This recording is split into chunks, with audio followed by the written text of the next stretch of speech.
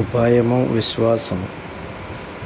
ఒక భక్తుడు: మహాశయ, ఇట్టి సంసార జీవులకు తరించు ఉపాయము వేరేమీ లేదా? శ్రీరామకృష్ణులు ఈ విధంగా చెప్పసాగను. ఖచ్చితంగా కలదు. అప్పుడప్పుడు సాధు సంగత్యము చేయవలను. అప్పుడప్పుడు నిర్జన ప్రదేశంలోకి పోయి ఈశ్వర చింతన కావించుచు భక్తి విశ్వాసములు ప్రసాదింపుమని ప్రార్థించవలను. విశ్వాసము కలిగిన చాలును. విశ్వాసమును మించి వేరొకటి వస్తువు లేదు సుమా. కేదారునితో ఈ విధంగా పలుకుచున్నారు. విశ్వాసమునకు ఎట్టి శక్తి కలదో తెలుసా? పురాణములలో నెట్లు కలదు. సాక్షాత్ పూర్ణ బ్రహ్మ నారాయణుడు శ్రీరామచంద్రుడు లంకకు పోవుటకు గాను సేతువు నిర్మించవలసి వచ్చెను. కానీ హనుమంతుడు శ్రీరామనామందు విశ్వాసముంచి ఒక్క దుముకుతో సముద్రం దాటి ఆవల ఒడ్డునకు పోయి చేరెను. వానికే వంతైన కట్టనవసరము లేదాయే. అందరూ నవ్వెదరు. విభీషణుడు ఒక ఆకుపై రామనామము రాసి ఆ ఆకును ఒకని కొండలో కట్టెను. ఆ వ్యక్తి సముద్రము దాటిపోవలను. వానితో విభీషణుడు ఇట్లు పలికెను: నీకేమీ భయం లేదు. విశ్వాసముంచి నీళ్ళ మీదుగా నడిచిపోము. కానీ ఒక మాట, నీకు ఆ విశ్వాసం కలిగిన వెంటనే నీళ్ళలో మునిగిపోదు సుమా. అతడు అనాయాసముగా సముద్రముల మీద పోవచ్చుండెను. తన చెంగుముడిలో నేమి కట్టి ఉన్నదో చూడవలనని కుతూహలము కలిగెను. ముడివిప్పి చూచేసరికి రామనామం మాత్రమే వ్రాసి ఉండెను. అంతనతడు ఇట్లు తలంచెను: ఇదేమి ఒట్టి రామనామమే వ్రాసి ఉన్నదే. ఏ ముహూర్తమున వానికి అవిశ్వాసము కలిగినో ఆ క్షణమే అతడు మునిగిపోయాను. ఎవనికి ఈశ్వరునిపై విశ్వాసము కలదో అతడు మహాపాతకములు చేసినను, గో బ్రాహ్మణ స్త్రీ హత్యాదులు కావించినను భగవానునిపై గల ఈ విశ్వాస బలముతో మహాపాపముల నుండి ఉద్ధరించబడును. ఇట్టి పని ఇక మీదట ఎన్నడూ చేయనని తలంచి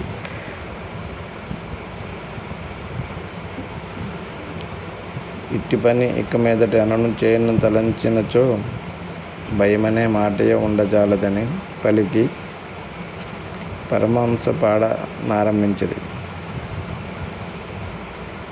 దుర్గా దుర్గా అని పిలుచుచు అసువులు నిట బాసినచో ఎటులీయవు ముక్తి నాకు ఎంతటి పాతకినేనైనను. దుర్గా దుర్గా అని పిలుచుచు అసువులు నిట బాసినచో ఎటులీయవు ముక్తి నాకు ఎంతటి పాతకినేనైనను. చేసితినో సురపానము, చంపితినో సద్విప్రుని, గోహత్యను స్త్రీ హత్యను చేసితినో భ్రూణ హత్య. దుర్గా దుర్గా అని పిలుచుచు అసువులనిట బాసినచో ఎటులీయవ ముక్తి నాకు ఎంతటి పాతకినేనైనను. పంచమహాపాతకముల గావించిన కలత పడను. నీ నామ ప్రాభవమున ఆశింతును బ్రహ్మత్వము. దుర్గా దుర్గా అని పిలుచుచు అసువులనిట బాసినచో ఎటులీయవు ముక్తి నాకు ఎంతటి పాతకినేనైనను.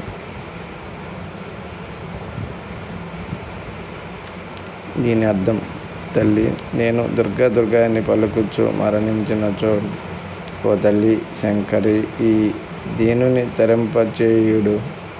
చేయుదువనే నమ్మియున్నాను. సురాపాన బ్రాహ్మణ భ్రూణ గోహత్యాది పాతకముల నెల చేసినను సరే, వీని నెల మరచి ఒక్క మారు నీకడ మొరపెట్టుకొనినచో రెప్పపాటులో బ్రహ్మ పదవి నధిష్ఠింప చేయగలవు. ఈ బాలుని చూచితివా? ఇతడు ఎంతో చిలిపిగానున్నను తండ్రి కడ బంగారు బిడ్డవలె నటించును. తోటివారితో ఆడుకున్నప్పుడు ఇంకొక మూర్తి. వీరు నిత్యశుద్ధుల స్థానమునకు చేరినవారు. వీరు సంసారంలో ఎన్నటికీ బంధింపబడరు. కొంచెము వయసు అయినచో చైతన్యము కలుగును. అటుపై భగవంతుని యొద్దకే వెళ్ళి చేరుదురు. జీవులకు శిక్షణ గరుపటకే ఈ లోకమునకు వీరి రాక. వీరికి ప్రాపంచిక వస్తువులు ఏవి నచ్చనే నచ్చవు. వీరికి ఏనాటికి కామిని కాంచనములందు ఆసక్తి కలుగనేరదు. వేదములలో హోమపక్షిని గూర్చి చెప్పబడినది. ఆ పక్షి ఆకాశంలో చాలా ఎత్తున ఎగురుచుండును. ఆకాశంలోనే గుడ్లను పెట్టును. గుడ్డు బయటపడతోడనే కిందకి జారుచుండును. అది ఎంత ఎత్తు నుండి కిందకి పడుటకు చాలా రోజులు పట్టును. కానీ దారిలోనే ఆ గుడ్డు పగులును. ఆ చిన్న పెట్ట కిందకి జారుచుండును. ఇంతలో దాని కన్నులు తెరుపుడు పడును. దాని రెక్కలు విచ్చుకొనును. కన్నులు తెరుచుకొను తోడనే తాను కిందకు జారి నేలపై పడినచో తునకలైపోవదనని దానికి తెలివి కలుగును. అంతా ఆ పక్షి రిగున పైకిరిపోయి తల్లిని చేరుకొనును.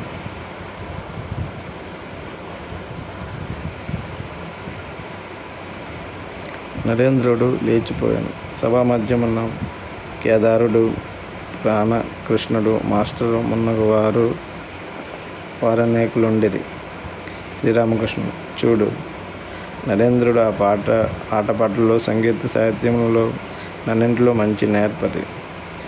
ఆ రోజు కేదారునితో తర్కము చేశాను. కేదారుని వాదము టకటక అని ఖండింపు మొదలెడాను. పరమహంసతో సహా అచ్చటున్న వారెల్లరూ నవ్వుదురు. మాస్టరుతో: ఏమో, ఇంగ్లీషులో ఏమైనా తర్కమును గూర్చి పుస్తకము కలదా? మాస్టర్: చిత్తము ఉన్నదండి. ఇంగ్లీషులో న్యాయశాస్త్రము కలదు, లాజిక్. శ్రీరామకృష్ణ: అదేమిటో కొంచెం చెప్పబోయి వినేద్దామను. మాస్టర్ ఈ మారు చిక్కులో పడెను. ఇట్లు పలికెను: ఒక రకము సాధారణ సిద్ధాంతము నుండి విశేష సిద్ధాంతమునకు చేరుట. అదెట్లనగా, అందరు మనుషులు చనిపోవుదురు, పండితులను మనుష్యులే, అందుచే పండితులను చనిపోవుదురు. ఇంకొక రకము కలదు. అదే మన విశేష దృష్టాంతము లేక ఘటనను చూసి సాధారణ సిద్ధాంతమునకు చేరుట.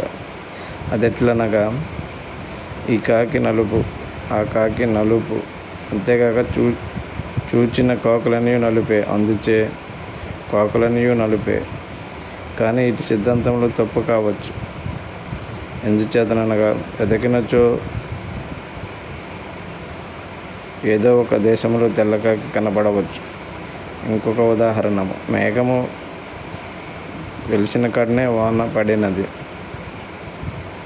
కనుక మేఘం నుండి వాన పడుచున్న సాధారణ సిద్ధాంతం పుట్టినది.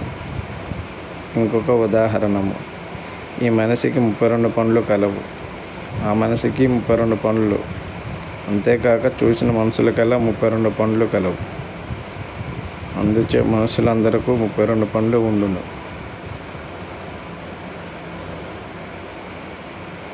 ఇట్లే సాధారణ సిద్ధాంతం గూర్చి ఆంగ్ల న్యాయశాస్త్రమున కలదు.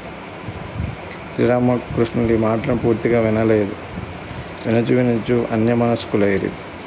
అందుచే ఆ విషయం గురించి ఎక్కువ ప్రసంగం జరగలేదు. జై రామకృష్ణ.